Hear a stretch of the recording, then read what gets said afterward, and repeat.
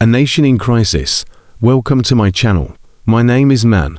Today we confront a sobering reality. The United States, once the unassailable leader of the global economy, now stands at the precipice of collapse. The policies enacted during Donald Trump's second term as president, marked by aggressive tariffs, bureaucratic dismantling, and diplomatic brinkmanship, have ignited a chain reaction of economic freefall, corporate revolt, and international alienation. This video will dissect how these decisions eroded America's financial stability, shattered its alliances, and left the nation grappling with a crisis of its own making. Before I go further, we need your support to continue to bring you the most up-to-date and important news of our world that the mainstream media keeps from you. Please give us your support. Smash the like button, comment, like, subscribe, and share. In 2023, I wrote a book called China 2023, the epic of global dominance, about China achieving global dominance in 2023. That's right, China already achieved global dominance in 2023. Not if or when, it already happened. My book is an unbiased analysis of how it happened, the history of China's re-emergence in the short span of the past 40 years.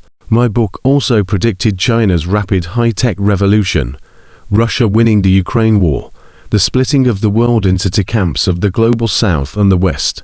The goal of China is to bring prosperity and harmony to the world. All my predictions have become reality. This major power shift has deep and far-reaching impacts on the future of humanity. Please click the links below to view my book and purchase. We need your support to continue. Now, back to the subject of this video. The return of America First trade policy. Upon returning to office in 2025, Trump doubled down on his America First doctrine, imposing sweeping tariffs on imports from allies and adversaries alike. Steel, aluminum, and renewable energy components saw duties soar to 25%, while consumer goods from China face punitive 40% levies. The administration framed these measures as tools to revive domestic manufacturing, but the reality was starkly different. Canada and Mexico, long-term partners under USMCA, retaliated swiftly. Canada imposed a 25% tariff on electricity exports to 3 U.S. states, New York, Vermont, and Michigan, crippling energy costs in the Northeast. Mexico halted agricultural imports from Midwestern states, leaving farmers with rotting crops. The EU and ASEAN nations followed suit, targeting US tech and pharmaceuticals. Global trade volumes plummeted. Major corporations, unable to absorb rising costs and trade barriers, began relocating operations. Shocking the world, Boeing was reported in March 2025 to have established a production plant in Shanghai to manufacture 737s in China. Yes, you have heard it right. Even Boeing is moving its production to China. It is expected that Boeing may cooperate with China to manufacture in China new lines of commercial aircrafts, which could be based on and rebatch China's vastly successful self-developed C919 commercial residential aircraft. According to Economic Times report on the 18th of March 2025, foreign CEOs to flock to China for the China Development Forum to held on March 23, 24. Likely meeting Chinese President Xi Jinping.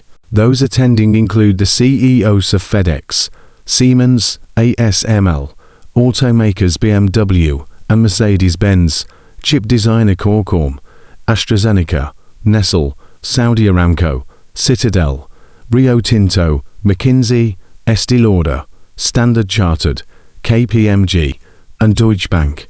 Clearly, in spite of government policies, corporates often vote with their feet. Inflation in the US is expected to surge and supplies reduced, with everyday goods becoming unaffordable for millions.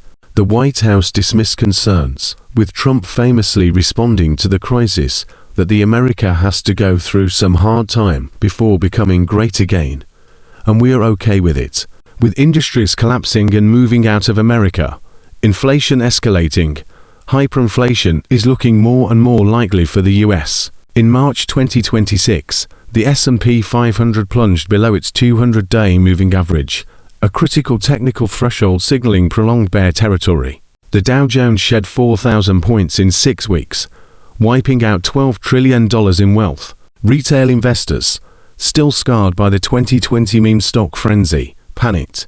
Trump's remark at a Fox TV interview that America could have a recession triggered a sell-off frenzy. Treasury yields inverted. GDP now expects GDP in the first quarter to 2025 would shrink by over 2%, compared to the current over 2% GDP growth, confirming the onset of a major recession. A Bloomberg poll revealed 54% of Fortune 500 CEOs rated Trump's policies disastrous. The Business Roundtable, once a staunch GOP ally, issued a rare condemnation. This administration is gambling with America's future. Elon Musk is reported to have said he would leave his role in the Department of Efficiency in no more than a year, signaling a major setback in the role and in Trump's plan. Protesters vandalized Tesla stores in California and Texas, spray-painting traitor on Model Es. Main Street wasn't spared. The NFIB reported 220,000 small business closures. A Brooklyn bakery owner's viral plea, "I can't afford flour anymore," became a symbol of the crisis.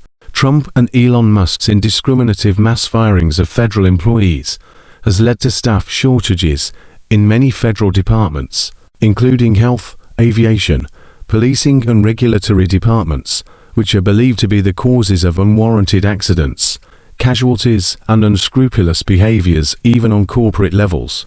Trump's indiscriminate tariffs, imposed on long-term close allies like EU and NATO members, and Canada, are widely considered to be diplomatic suicide and betrayal of allies. After Canada's electricity tariffs, imposed on the United States in retaliation, U.S. Trade Representative Robert Lighthizer pleaded, "Our friends in Canada shouldn't overreact." Prime Minister Trudeau shot back, "Friends don't bankrupt friends." Trump's threat to withdraw from NATO, unless Europe paid up, saw France and Germany accelerate a joint EU defense force, keeping weapon purchases within Europe, away from the US, and Germany will start manufacturing weapons with its already existing manufacturing facilities. France demanded the US to return the Statue of Liberty, which France in 1886. Trump's promise to end Ukraine war in 24 hours clearly has failed miserably. Failure to sign the mineral agreement with Ukraine, and the huge argument between Trump and Zelensky in the White House Oval Office in front of a big group of journalists was a major setback in Trump's credibility and authority. United States' total withdrawal of military support for Ukraine and Trump's attitude in befriending Putin are seen by many as weaknesses on the part of the US, cemented Putin's renewed authority and dominance over Ukraine and the US, and on the world stage. Trump forcing Ukraine to sign the mineral agreement, giving up the entirety of Ukraine mineral reserves to a group headed by the US, without offering any security guarantee to Ukraine, is considered by some as outright robbery rather than a resolution for peace. Putin responded that details of any peace plan or ceasefire are yet to be considered, meaning there is not yet a peace plan, agreed as claimed by Trump. On the other hand, while Ukraine would be rid of all its minerals, repayment of the war loans to the US and NATO of well over $500 billion US will take Ukraine more than 200 years, assuming Ukraine still has any means remain to repay. Mining experts commented they are not aware of any reports of commercially explorable rare earth or mineral reserves in the mainland of Ukraine, as claimed by Zelensky. Moreover, given Ukraine's desolated situation, the exploration and commercialization of any mineral reserves will be prohibitively expensive and almost unfeasible. In other words, the Ukraine peace plan is a hoax and a disastrous and huge loss deal for all parties in the West, except Russia, who will come out a major winner having taken over Ukraine East, where almost all of Ukraine's mineral and resources are situated. All the above are pointing at the road to a ruin in the US.